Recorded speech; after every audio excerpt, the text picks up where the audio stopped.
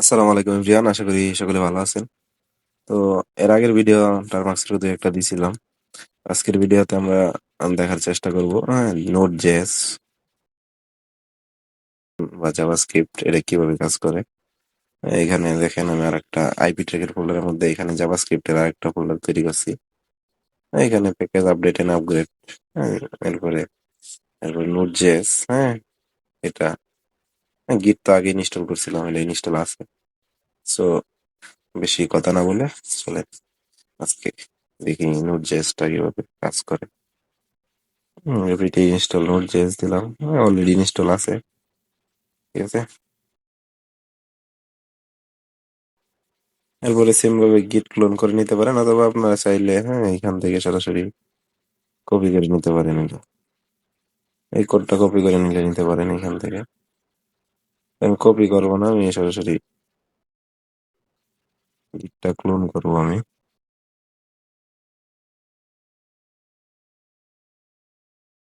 গিটটা already clone তো আছিল, already clone আছে এই যে। তো আমি এটার মধ্যে ঢুকবো, আইপি ট্র্যাকে ঢুকলাম, এরপরে এখান থেকে গিট, ঠিক আছে, গিট পি ইউ ডাবল এল পুরো গিট ফুল এটা করে নিবো, তাইলে আপডেট হয়ে যাবে। ঠিক আছে, আমারটা অলরেডি আপ টু ডেট, মানে লাস্টের যে কোড গুলো আছে ওইগুলা এখানে আছে। ঠিক আছে, এরপরে আমরা এইখানে দেখি, এলএস টাইপ করি, এলএস টাইপ করে দেখি এখানে কি আছে। নোট জেএস একটা ফোল্ডার আছে, নোট জেএস ফোল্ডারে ঢুকে এখানে এন ও নোট জেএস, মানে এলএস টাইপ করি, দেখেন এইখানে আইপি জেএস, এরপরে রেডমি এমডিএস, এখানে npm ইনস্টল। মানে npm ইনস্টল কি, আমরা যে পাইথনের যে পিপ ইনস্টল করছিলাম না, পিপ ইনস্টল, এই যে এখানে দেখেন কিছু পিপ আছে, পিপের মতো এখানে Node.js npm ইনস্টল করতে হয়। তো npm ইনস্টলটা দিলে অটোমেটিক কিছু বেসিক কিছু ওপেন হয়ে যাইতে পারে, ইনস্টল হইতে পারে npm ইনস্টল দিয়া এখান থেকে। ফেচ নেট, এই যে এইগুলা ইনস্টল করে নিলে দিতে পারে।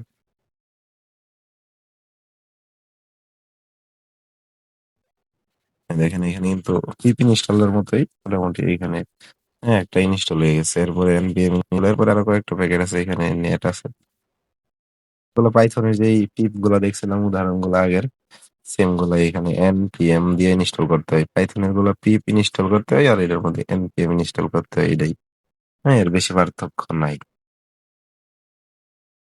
ঠিক আছে, এখান থেকে ক্লিয়ার করি আর এলএস টাইপ করি। এখানে দেখেন ip.js আছে, এখানে প্যাকেজ জেসন, মানে এইগুলা চলে আসছে, মানে npm ইনস্টল করার কারণে এখানে চলে আসছে। এখন এইখান থেকে কিন্তু আগেরটা পাইথন এটা রান করলে কিন্তু আমরা পাইথন 3 এটা দিয়ে রান করতাম। ঠিক আছে, তো আমরা এইখানে নোট জেএস যেটা আছে এটা কিন্তু আমরা সরাসরি নোট জেএস দিয়ে রান করব না। এখানে আমরা শুধু এনওডি নোড টাইপ করবো এবং IP.js এটা টাইপ করবো। তাইলে এখানে আমাদের আইপি ট্র্যাকার যেটা আছে এটা কিন্তু এখানে রান হয়ে যাবে। এখানে স্ক্রিনটা বড় ছোট হওয়ার কারণে এটা ভাঙিয়া যায় আর কি। এই যে দেখেন, এখন যদি দেখেন লোকআপ আইপি অ্যাড্রেস দিয়া ট্রাই করি, হ্যাঁ সেম ভাবে দেখেন আইপি অ্যাড্রেস লোকআপ হইতেছে ইত্যাদি, সেম ভাবে।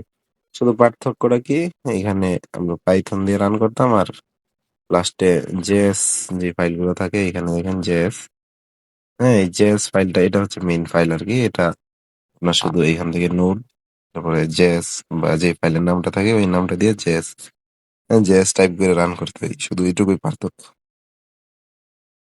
এখানে সিটিআরএল সি দিয়ে যে কোনো কিছু বন্ধ করতে পারবেন, মানে যে কোনো স্ক্রিপ্ট রান করছেন বের হইতে পারতেছেন না, সিটিআরএল সি দিবেন, বন্ধ হয়ে যাবে। এছাড়া যদি সিটিআরএল সি দিয়ে বন্ধ না হয়, সিটিআরএল জেড দিবেন, তাইলে কিন্তু সাসপেন্ড, মানে ফোর্স স্টপ হয়ে যাবে, জোর করে বন্ধ হয়ে যাবে। ঠিক আছে, এখানে আমরা সিডি দিয়া দুইটা ডট দিলে আগের ফোল্ডারে যাবে আর কি। আগে যে ফোল্ডারে আসলাম এখানে দেখেন টেলিগ্রাম বট নামে একটা ফোল্ডার আছে। দেখি টেলিগ্রাম বটটা কিভাবে কাজ করে। এখানে দেখেন, এখানে কিন্তু পাইথনই আছে সম্ভবত। এখানে পাইথন আছে, আর এটার ভিতরে হলো রিকোয়ারমেন্ট যে টেক্সটটা আছে না এটার ভিতর কি আছে আমি দেখাই। হ্যাঁ, এখানে দেখেন পাইথন, হ্যাঁ, বট এরপরে HTTPX আর কি একটা আছে। এই ২ টা হচ্ছে কি পাইথনের যে পিপ গুলা থাকে ওই পিপ গুলা রিকোয়ারমেন্ট টেক্সট এর মধ্যে দেওয়া। তো এই টেক্সট ফাইলের ভিতর যে রিকোয়ারমেন্ট গুলা থাকে ওইগুলা ইনস্টল করার জন্য এখান থেকে পিপ ইনস্টল, হ্যাঁ, পিপ ইনস্টল এর পরে দিবেন -r। -r মানে রেড করো, কি রেড করো এখান থেকে, হ্যাঁ, রিকোয়ারমেন্ট টেক্সটটা রেড করে ওইটার ভিতর যে পিপ গুলা আছে বা মডিউল গুলো আছে ওইটা ইনস্টল করো, ঠিক আছে? দেখেন এইগুলো কিন্তু ইনস্টল হয়ে গেছে। এখন এখানে bot.py আছে, ঠিক আছে? এরপরে config.json আছে। হ্যাঁ, এখান থেকে config.json-টা এখান থেকে ন্যানো দিয়ে এডিট দেখি কি আছে এডিট করার মতো। হ্যাঁ, এখানে bot token admin ID, হ্যাঁ? এই ২ টা পরিবর্তন করতে হবে config ২ টা, হ্যাঁ? ন্যানো দিয়ে আপনারা এডিট করবেন। এখানে admin ID-র মধ্যে আমি আমার আইডি দেই টেলিগ্রাম থেকে। দেখি বটটা কিভাবে কাজ করে। আইডি পাওয়ার জন্য আপনারা আমাদের যেকোনো একটা গ্রুপে যাইবেন। ধরেন এই গ্রুপে গেলেন। গিয়া যদি আপনারা info/info টাইপ করেন, হ্যাঁ, দেখেন এখানে যে আপনার আইডি এইটা এই যে দেখছেন? এখানে কিন্তু আইডিটা চইলা আসছে। তো আপনারা এখান থেকে আইডিটা কপি করে নিবেন।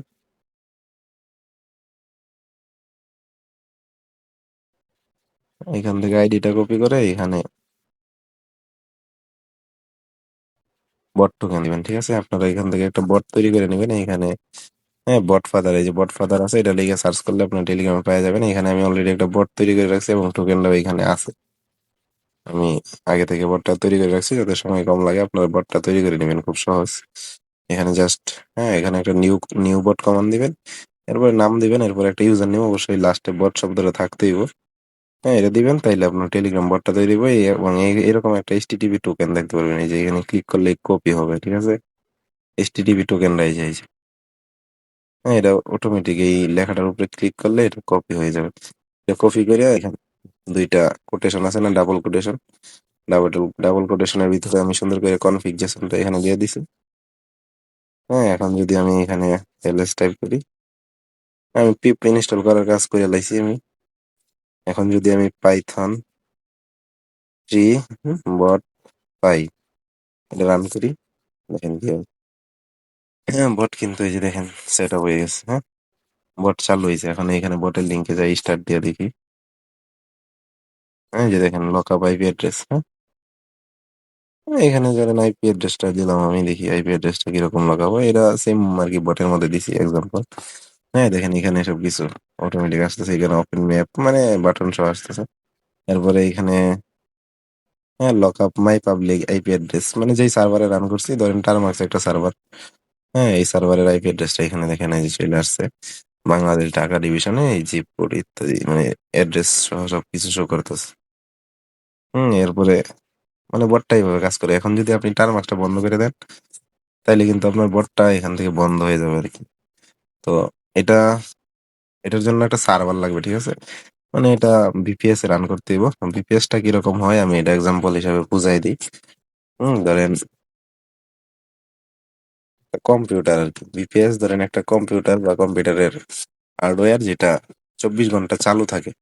হ্যাঁ, এক জায়গায় সার্ভারের মধ্যে বা একটা রুমের মধ্যে অনেকগুলো কম্পিউটার যেটা সার্ভারের মধ্যে চালু থাকে এবং ওইটা থেকে একটা সিস্টেমে আপনি মোবাইল থেকে বা কম্পিউটার থেকে আপনার এই জায়গা থেকে অ্যাক্সেস নিতে পারেন। যেমন ধরেন, হ্যাঁ, আমি আগে হোম পেজে যাই, টারমার্কসের হোম পেজ যাই যে টারমার্কসের হোম পেজ।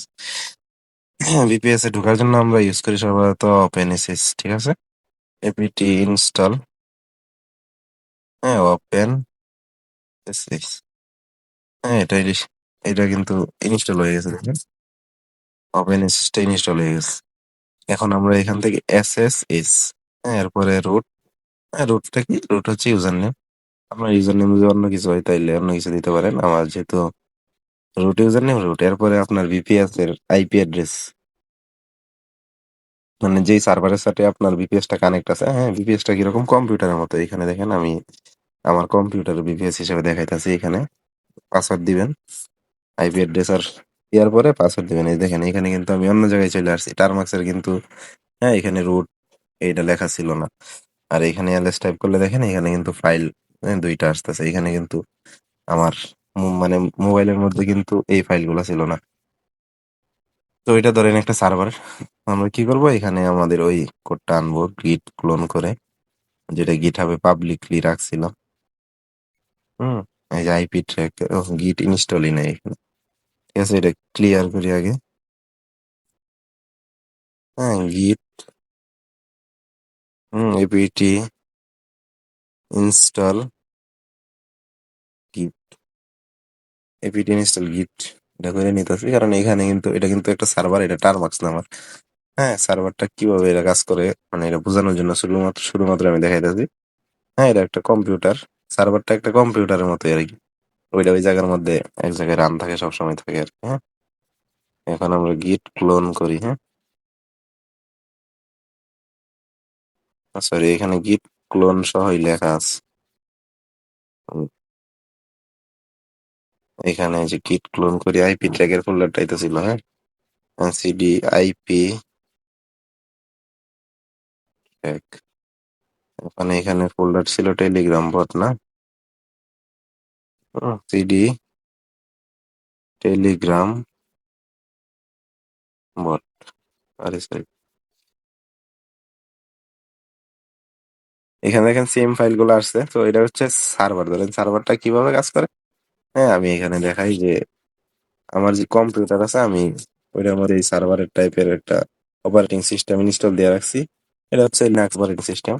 তো যে সার্ভার গুলো থাকে অধিকাংশ 99% ওইগুলা হচ্ছে কি লিনাক্স। হ্যাঁ, যে বিপিএস গুলা যেগুলো থাকে, এখান থেকে আমি সিটিআরএল ডি দিয়ে সার্ভার থেকে বের হয়ে যায়। এই যে দেখেন এখন কিন্তু আমার টার্ম চলে আসছে, এখানে এলএস টাইপ করলে এখানে অন্যরকম। তো এইখানে আপনি সার্ভার ইচ্ছা করে সবকিছু কন্ট্রোল করতে পারবেন এখান থেকে। দেখেন আমি যদি এখানে হ্যাঁ পাওয়ার অফ লিখি, হ্যাঁ পাওয়ার পাওয়ার অফ লিখে ইন্টার দেই, দেখবেন আমার পিসি কিন্তু পাওয়ার অফ হয়ে যাইতেছে। হ্যাঁ, পিসি পাওয়ার অফ শাটডাউন হয়ে যায়, যে অন্ধকার হয়ে গেছে, কিছু দেখা যাইতেছে না। মনিটর নো সিগন্যাল দিতেছে, মানে পিসি ফুললি ফুললি শাটডাউন হয়ে গেছে। আর সার্ভার যেগুলো থাকে ওইগুলোর মধ্যে আর কি এরকম মনিটর সেট করা থাকে না, শুধু কম্পিউটারের মাদারবোর্ড ইত্যাদি এগুলা ওইখানে 24 ঘন্টা চালু থাকে। সো বিপিএস এরকম একটা আইপি অ্যাড্রেস থাকে, যেটা দিয়ে আপনি ওইখানে ইউজার পাসওয়ার্ড দিয়ে সরাসরি ঢুকতে পারবেন। আর ওইটা যেহেতু সবসময় রান থাকে, তো ওইটার মধ্যে কোনো স্ক্রিপ্ট বা কোনো ফাইল, পাইথন বোর্ড যাই রান করেন ওইখানে সবসময় আপনি যতক্ষণ বন্ধ না করবেন ততক্ষণ রান থাকবে।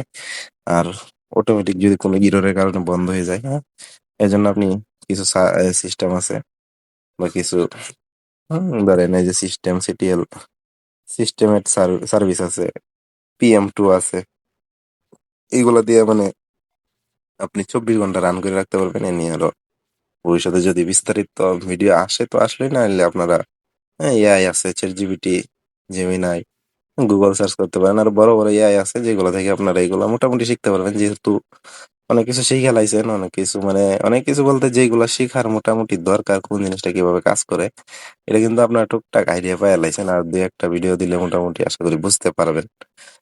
তো ভালো থাকবেন, সুস্থ থাকবেন, আল্লাহ হাফেজ।